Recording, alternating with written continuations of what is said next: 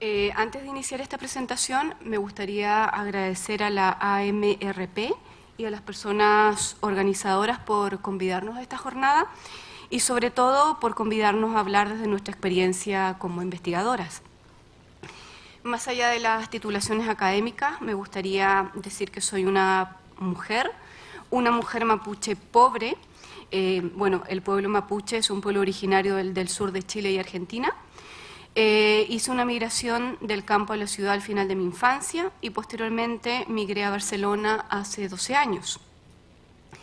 Formo parte de Activament Catalunya Associació, una entidad catalana constituida y gestionada por personas que pasamos o hemos pasado por la experiencia del sufrimiento psíquico y o la diversidad psicosocial.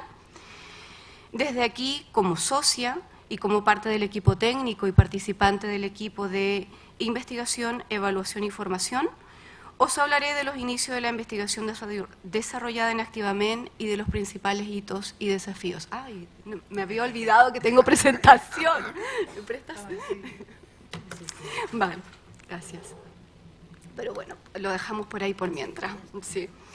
Bueno, para comenzar, la conformación del equipo de investigación, evaluación y formación, en adelante solo el equipo de investigación para ahorrar tiempo, fue un punto de inflexión para la investigación que desarrollamos.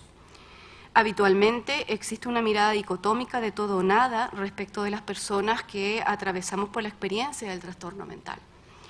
Una vez adquirida la etiqueta, dejamos de ser aquello que nos definía antes de ella. Esto, evidentemente, limita los espacios de participación en el ámbito de la investigación, generándose tres situaciones. La primera de ellas tiene que ver con que somos habitualmente convidadas a hablar en primera persona, eso es cierto, pero desde la experiencia del trastorno mental, pero casi nunca desde nuestra experiencia como profesionales del ámbito de la psicología social y menos como investigadores en el área. También somos invitadas a rellenar cuestionarios, completar encuestas, lo que decía Guadalupe, ¿no? Hacer entrevistas, generalmente por petición de estudiantes de grado, de máster, de doctorados, que por cierto se acercan muy ilusionados a ver cómo están sintomatológicamente estas usuarias y estos pacientes que han sido capaces de autoorganizarse.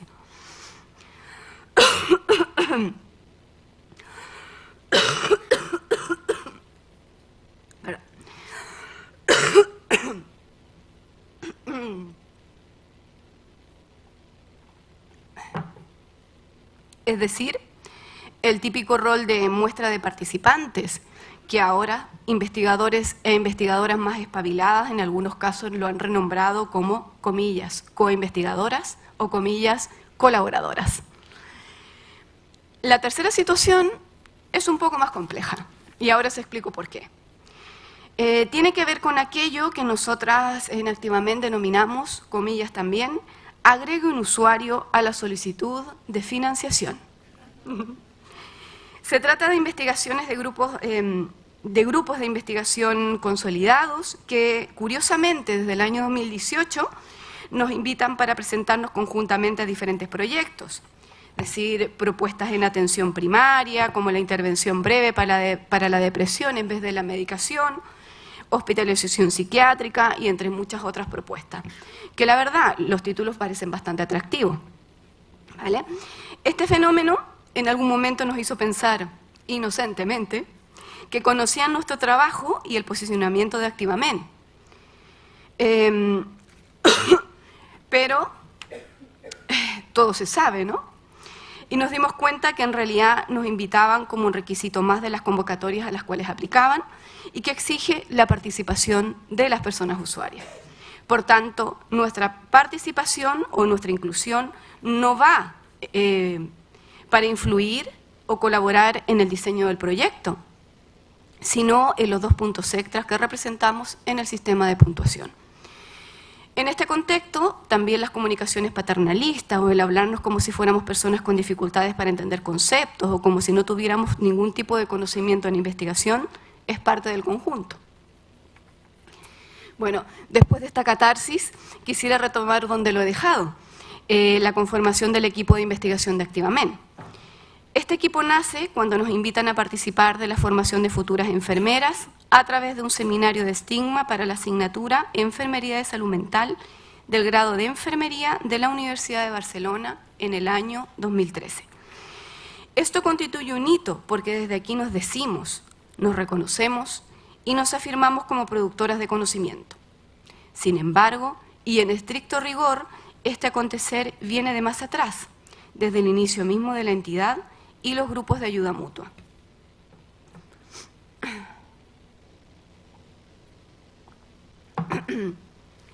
Es habitual que cuando hablamos de conocimiento, la generación de saberes y la investigación, pensemos en hipótesis, pensemos en expertos informándonos de tal o cual descubrimiento. Y digo expertos en masculino para dar cuenta también del marcado androcentrismo de las ciencias. También solemos pensar en artículos científicos, en informes de resultados, pero no reparamos en el hecho que desde siempre los grupos y los movimientos sociales somos una fuente de conocimiento.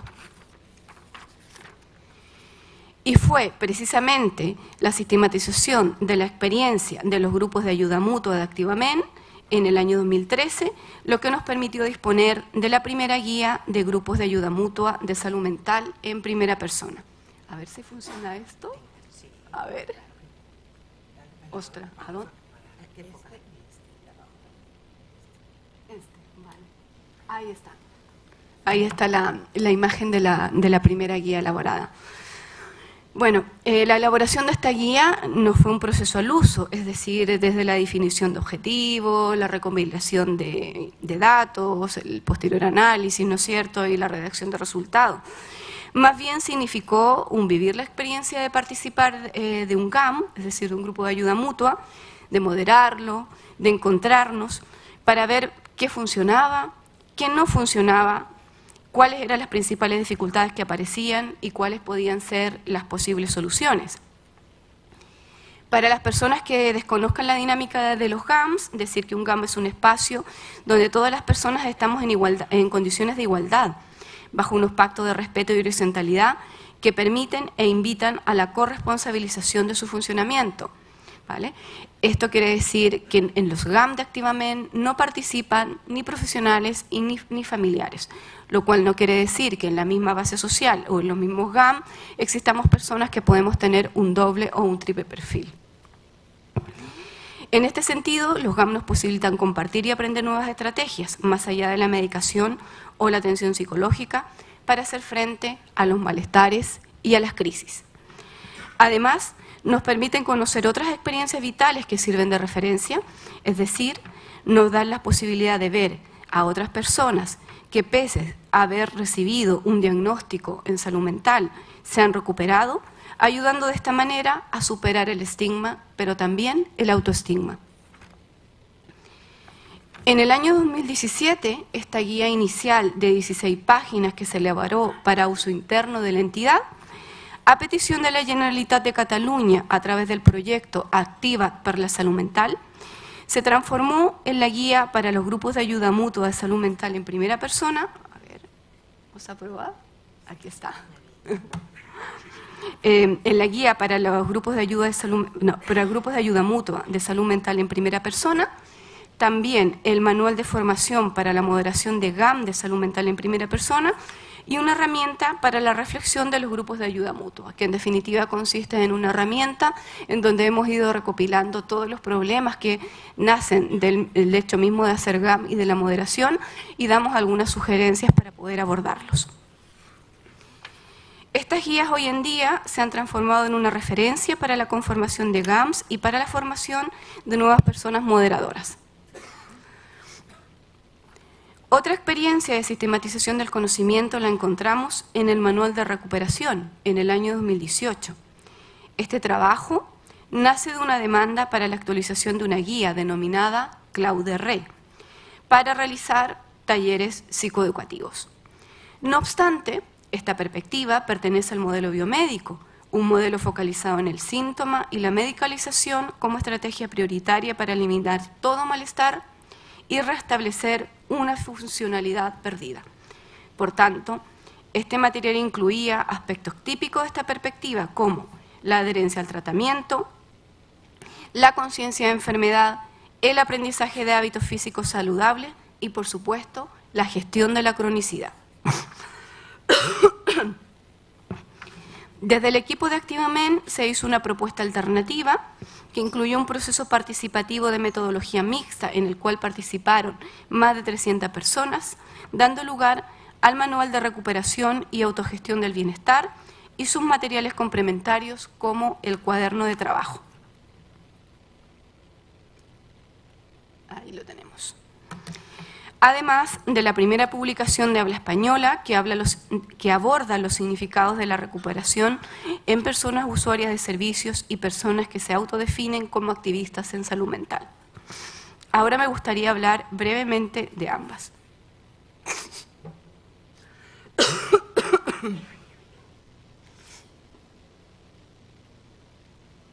Ay, estos virus catalanes son un poco resistentes. Sí, sí. Espero que sean más amigables, ¿eh?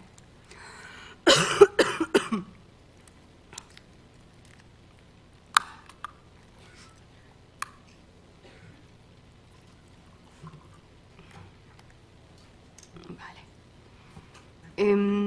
Me he perdido dónde me he quedado, a ver. Sí, vas a explicar esta metodología. Vale, gracias. Sí. Vale. Bueno, sigo. El manual de recuperación trata de hacer real lo que conocemos actualmente como atención centrada en la persona, pero que en realidad dentro de la asociación nosotras denominamos la atención centrada en la persona, pero sin la persona. ¿Por qué decimos esto? Básicamente porque desde los equipos profesionales se preparan itinerarios y planes de atención personalizados, pero en los que las personas tienen poca voz y tienen casi ningún voto. Y por ende, ninguna agencia en la elección de los objetivos de recuperación ni en la elección de las intervenciones que se llevarán a cabo. Precisamente, este material está diseñado para favorecer la autodeterminación y el respeto de nuestras preferencias, permitiendo que las personas usuarias de los servicios de salud mental y cualquier persona con sufrimiento psicológico pueda usar el material y definir sus objetivos de recuperación. Vale. En cuanto a la publicación de la que os hablaba, que se denomina ¿Qué significa la recuperación para las personas usuarias de servicios de salud mental en Cataluña?, la particularidad de este trabajo fue la identificación de diferencias en los significados dados a la recuperación entre personas usuarias de los servicios y solamente usuarias de los servicios y aquellas que también se autodefinían como activistas en salud mental. No es mi intención hacer un resumen de este trabajo, pero sí me gustaría resaltar algunos aspectos centrales. En general, desde los perfiles de participantes que se definían como activistas, había una concepción de recuperación en salud mental como un proceso y que se basaba en la esperanza y que también se caracterizaba de la siguiente manera. Por un lado, la recuperación se caracterizaba por el empoderamiento, es decir, el retomar el control de la propia vida. También se consideraba central en este proceso la necesidad de un proyecto de vida, no necesariamente ligado a la productividad ni a la inserción en el mercado de trabajo. Y finalmente, el establecimiento de relaciones sociales satisfactorias. ¿5? Vale. Bueno, ya estoy acabando. Ahora me gustaría pasar a explicar dos ámbitos actuales de investigación, los cuales han supuesto para nosotras, por un lado, la investigación académica y por otro, los desafíos de llevar a cabo un tipo de investigación desde un modelo denominado Survival Research. En el ámbito de la investigación académica, actualmente participamos en un proyecto cuyo acrónimo es RECODAI. Este proyecto comenzamos a participar hace 3 años y yo todavía no sé qué es lo que significa en realidad toda esta nomenclatura. Lo único que sé que la R es de recovery, ¿vale? Este es un proyecto que se encuentra liderado por la Universidad de Barcelona y en el que participan también la Universidad de Murcia y la Universidad del País Vasco y nosotras, o sea, ActivaMen Cataluña Asociación. Reconozco que comenzar a participar en este proyecto fue muy significativo. ya que a través de él nosotras propusimos diferentes objetivos de cara a favorecer la implementación de un modelo de atención en salud mental basado en el paradigma de la recuperación. De estos objetivos, más bien de algunos estudios, me referiré más adelante, ya que antes me gustaría hablar muy brevemente de la experiencia como investigadora. Bueno, ahora en este proyecto precisamente nos hemos topado con un equipo que lleva años trabajando en el ámbito de la salud mental y que está dispuesta a aprender e incorporar nuevas sugerencias. Es como un unicornio para nosotras, ¿eh? En este entorno hemos logrado influir y participar de pleno en el diseño del proyecto y su posterior desarrollo, ejerciendo al 100% nuestro rol como investigadoras. No obstante, siempre hay un no obstante o un sin embargo, pareciera ser que la administración pública y otros financiadores no están preparadas para que personas y entidades como la nuestra participen en investigación en este nivel. La tendencia a favorecer la participación de las personas usuarias se queda en eso, en la participación en el rol de usuarias, y no como investigadoras académicas. Digo esto porque, por ejemplo, en el papel y a la hora de demandar recursos, no podemos definirnos como miembros de este equipo de investigación, sino como miembros del equipo de trabajo, es decir, aquellas personas que están encargadas de realizar toda la parte técnica y la implementación del proyecto. Muchas cosas, muchos papeles, mucha documentación tendría que pasar para poder obtener este reconocimiento, incluido el hecho de cambiar y definir los objetivos de nuestra entidad. Ahora quisiera retomar algunas de las investigaciones que llevamos a cabo. Por un lado, no sé si he incluido una diapositiva de esto. Vale, sí, ahí está. Llevamos a cabo la validación de instrumentos psicométricos, específicamente 3 instrumentos psicométricos. Y esto es un proceso que nos permitirá contar con un conjunto de instrumentos adaptados y validados en el contexto español. ¿Por qué es importante para nosotras como movimiento en primera persona la adaptación y validación precisamente de estos instrumentos? Por varias razones, en definitiva.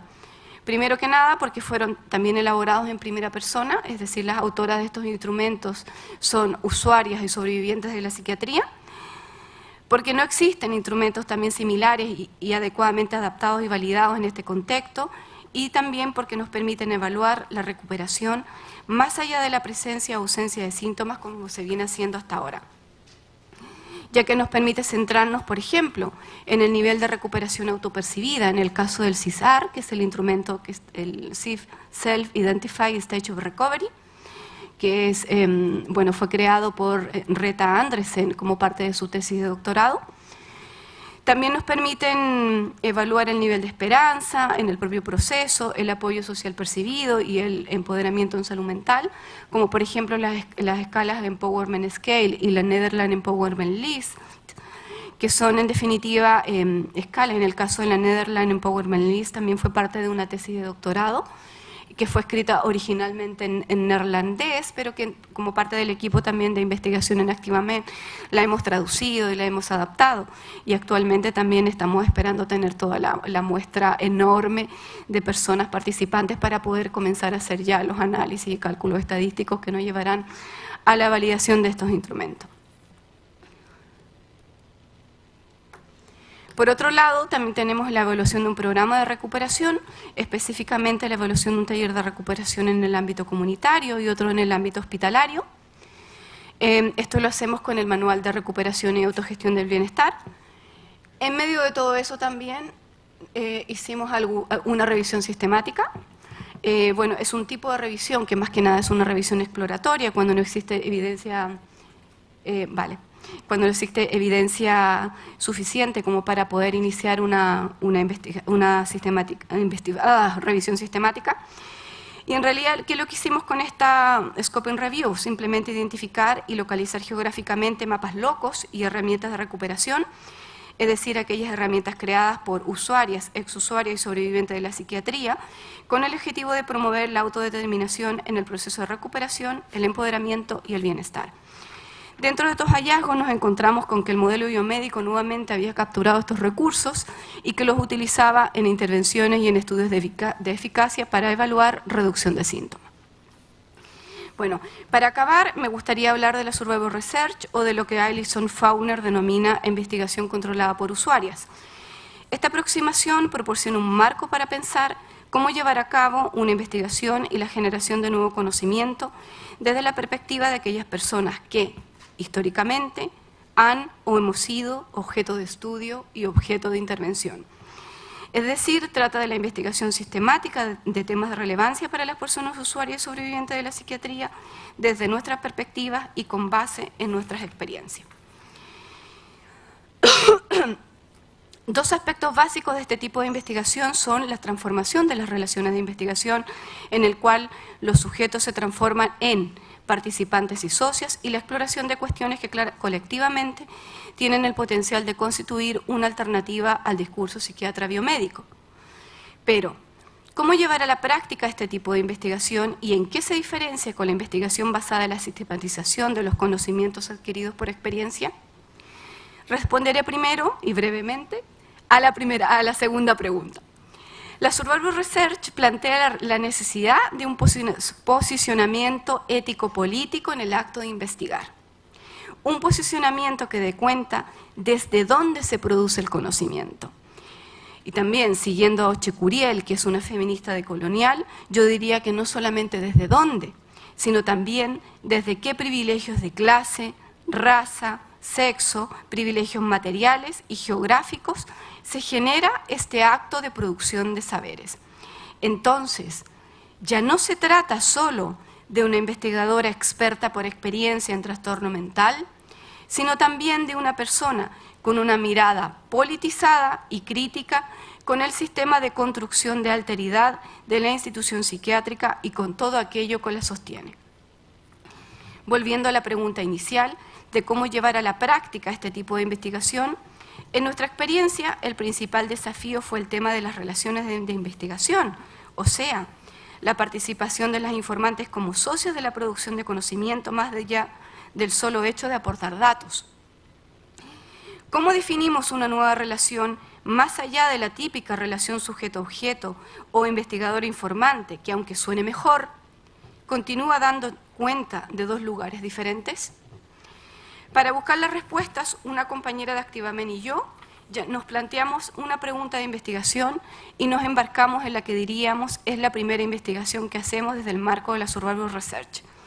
La pregunta que nos hicimos era más o menos la siguiente. ¿Qué significados se construyen para la experiencia del malestar psíquico cuando se participa en espacios de apoyo mutuo y en el activismo en salud mental? No quisiera extenderme más en esta investigación porque el tiempo apremia y también porque el trabajo ha sido enviado recientemente a una revista. Entonces, lo único que me gustaría agregar, sí, para ir acabando, es que este estudio da cuenta de algo que no es nuevo. Es el hecho de que nuestras experiencias y el saber derivado de ella es habitualmente omitido de las prácticas para tratarnos. Bueno, y para no acabar también con esta frase tan desesperanzadora, me gustaría agregar una cosa más. Primero, que la participación en grupos de ayuda mutua y en el activismo nos permite vivir la experiencia del sufrimiento psíquico como algo que es parte de la vida misma y que la recuperación es un viaje, no un destino final. Bueno, lo dejo hasta aquí porque creo que ya me he pasado el tiempo. Muchas gracias por vuestra atención.